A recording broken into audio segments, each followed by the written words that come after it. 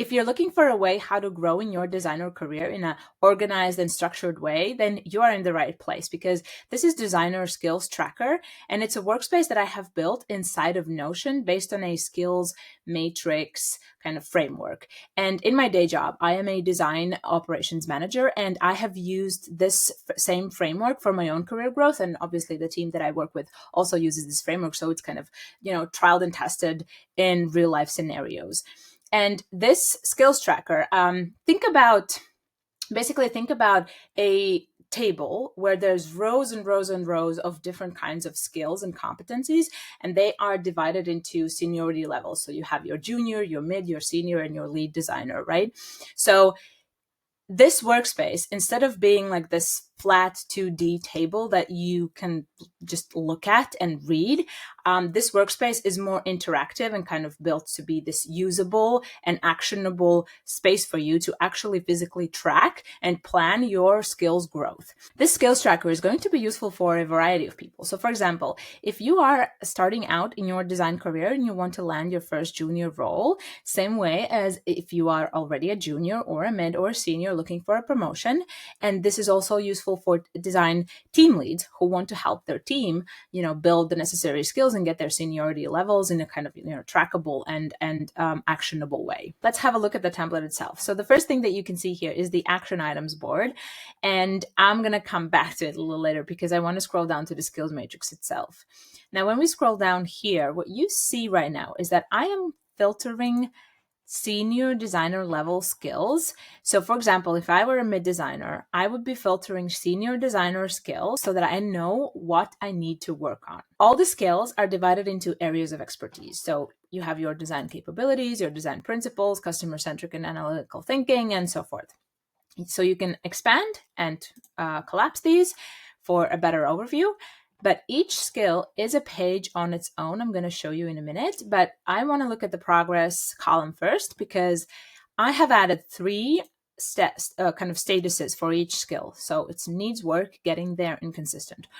Needs work means that you don't have experience with this skill and you're not actively engaged in projects or initiatives to build this skill. Getting there means that you have taken steps or action and you're starting to work in like projects and initiatives that will get you the necessary experience to say that you are next consistently showing this skill and practicing it into your everyday work. The next column that you see here is the comment column. Now, remember I mentioned that each skill is a page on its own. So let's open it up. When I open up the skill page, I have a very kind of deep dive and comprehensive description of what that skill actually means. And then there are ideas of how to showcase this skill and what to track and what proof to get.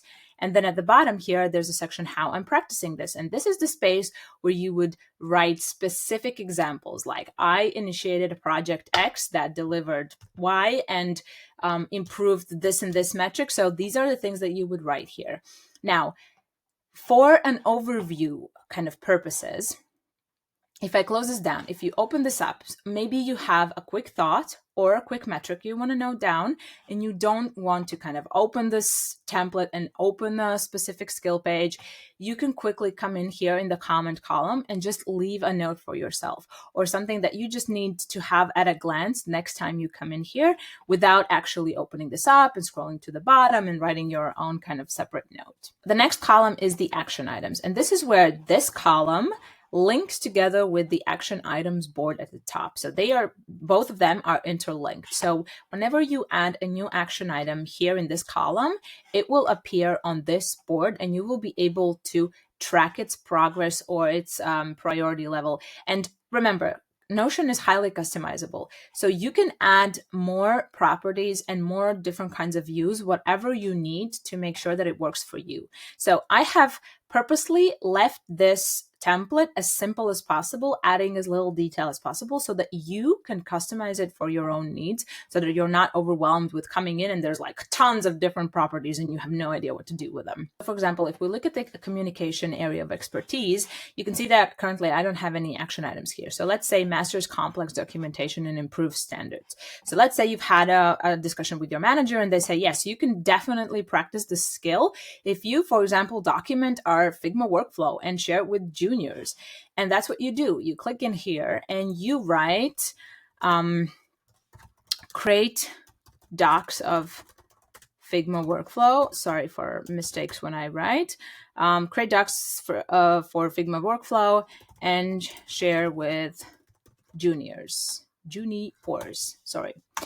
And an important thing to remember is that Notion is intuitive. So it's gonna try to suggest you what already exists there. So you can see there's quite a list of other action items already created. So you have to click here at the bottom, plus new, create docs of Figma workflow and share with juniors. This will create a new action item. So if I click this, I have accidentally selected another one. So schedule a live build session. We're gonna minus that because that's not what we need. But right now you can see that I have added a new action item. And if I scroll up here, this white one, why it's white, it's also an important thing. I have configured this action item board so that the tasks, the action items or your tasks, your to-do list basically, each action item has a color of its priority. So you can see that low is blue, medium is green, and high is orange. You can totally change this as well. But for example, right here, you see the create docs of Figma workflow. It's white because it hasn't been it hasn't been added a priority and so forth. So if I click here on edit tasks, I can, so this is the view where it's a little bit easier to add different properties or change properties instead of like a board view, because then you have to open each action item, open it kind of separately. But if you click edit tasks, you can kind of edit them in bulk.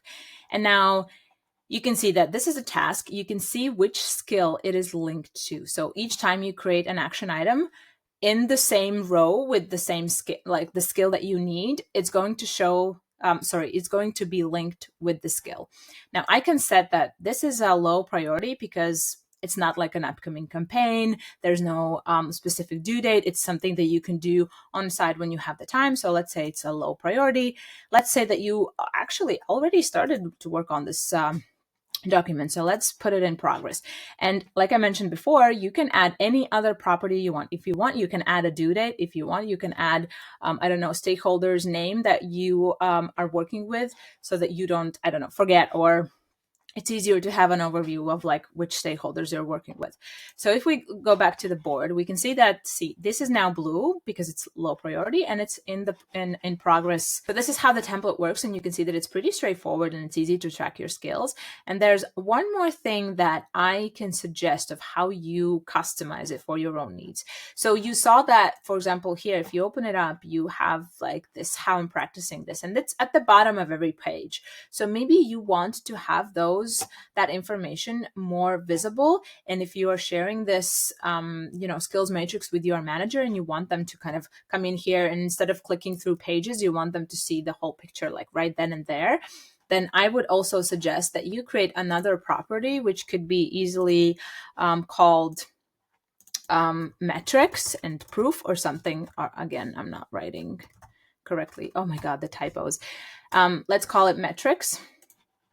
And over here, you can simply write, did a project X, delivered Y, increased GMV by percentage, right? So this way, whenever you yourself have an overview or your manager comes in to see how you're progressing, you have your metrics. So you have your skill, your comment, your action items, and your metrics. And like I said, Notion is highly customizable. So you can add any properties. Like you saw, there are many types of properties that you can add. You can change the views, you can filter, group the skills. Like right now, they're grouped by areas of expertise, but maybe you have a different grouping in mind. So you can easily do that as well. So this is how the template looks and works, and you can duplicate it into your own Notion workspace. I'm going to link it in the description. And so good luck in your designer career.